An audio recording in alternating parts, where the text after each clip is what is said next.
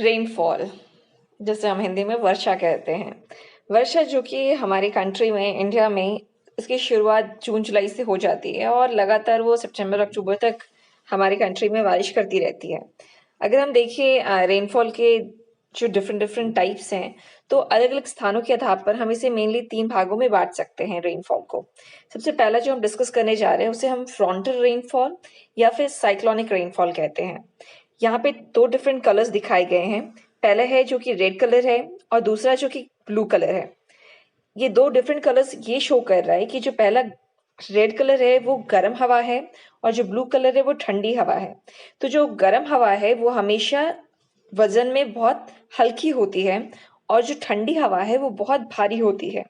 इसके कारण जब भी ये दोनों हवाएं जो हैं आपस में टकराती हैं, उसके कारण जो ठंडी हवा है और जो गर्म हवा है, तो गर्म हवा जो है वो ऊपर उठ जाती है और ठंडी हवा नीचे की ओर चली जाती है, जिसे हम फ्रंटल रेनफॉल कहते हैं। इसलिए हमें ये समझना बहुत ज़रूरी है कि पहली चीज़ जहाँ ठंडी हवा है ये, और दूसरी गर्म हवा है।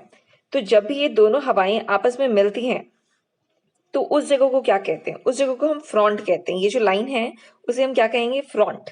और इस फ्रंट, इधर कोल्ड हवा और इधर वार्म हवा, तो जब भी ये दोनों लाइन आपस में टकराती है उसे हम फ्रंट कहते हैं। और जब वो टकराती है तो क्या होता है? आपको पता है, गर्म जो हवा है वो ऊपर उठ जाती है और ठंडी हवा नीचे की तरफ चली जाती है। जब हम साइक्लोनिक और फ्रंटल रेनफॉल का जब ये डायग्राम देखेंगे तो इसमें जो सिंबल्स यूज किए गए हैं वो बहुत ध्यान रखने वाली चीज है। जैसे ये जो वार्म होती है तो वहां पे इस तरह का सिंबल यूज होता है, और जहाँ कोल्ड होती है वहां पे इस तरह का सिंबल यूज होता है, ट्रायंगुलर शेप। तो ये 2 डिफरेंट सिंबल्स यूज किए जाते हैं वो शो करने के लिए कि कौन सी गर्म हवा है और कौन सी ठंडी हवा है, जो कि आप यहाँ पर देख सकते हैं। ये जो गर्म हवा है वो रेड कलर में है और जो ठंडी हवा है वो ब्लू कलर में है।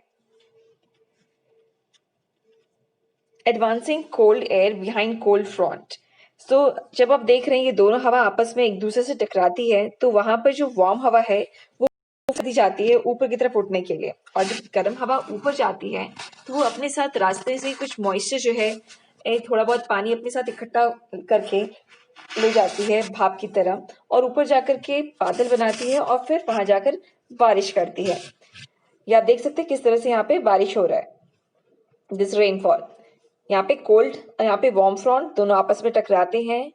उसके बाद वार्म हवा ऊपर उठ जाती है, बादल बनाती है और फिर बारिश करती है, जिसे हम फ्रंटल या फिर साइक्लोनिक रेनफॉल कहते हैं।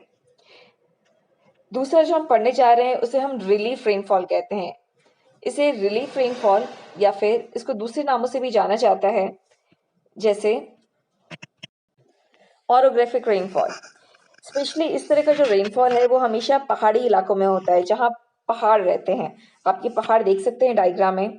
तो ये जो पहाड़ है उस पहाड़ में कुछ अंतर दिख रहा है आपको, एक तरफ ग्रीनरी है और दूसरी तरफ ड्राई एरिया है।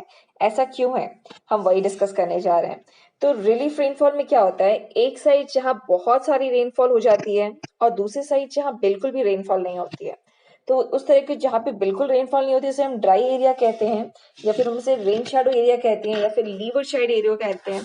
और जहाँ पर बारिश होती है उसे हम विंडवर्ड साइड एरिया कहते हैं। जैसे आप देख सकते हैं इस डायग्राम में, जब भी गर्म हवा जो है वो ऊपर की तरफ उठ जाती है और फिर पहाड़ से टकरा के वहां पे बहुत सारा बारिश करती है, तो बारिश जो है वो सिर्फ और सिर्फ एक साइड होता है। इस साइड पूरा बारिश हो रहा है, लेकिन ये वाला जो पोर्शन है वहां बिल्कुल भी बारिश नहीं होता, जिसलिए हम इसे रेन शैडो एरिया कहते हैं।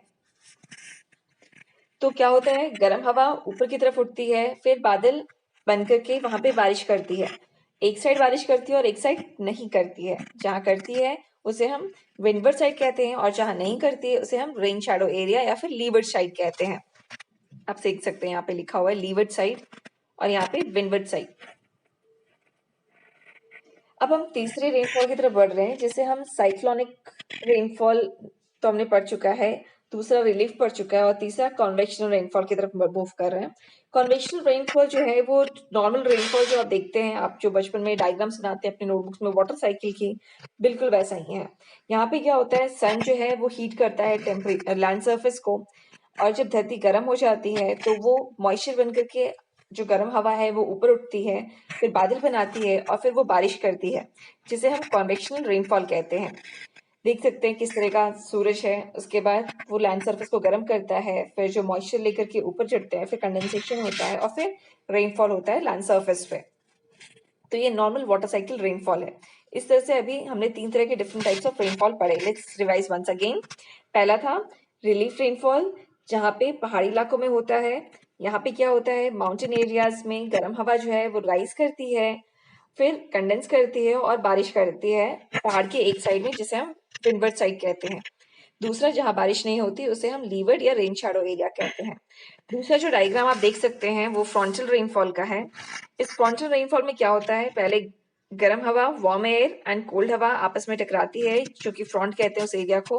फिर वार्म हवा जो है वो ऊपर की तरफ उठ जाती है, फिर क्लाउड बनाती है और बारिश करती है, जिसे हम फ्रंटल कहते हैं।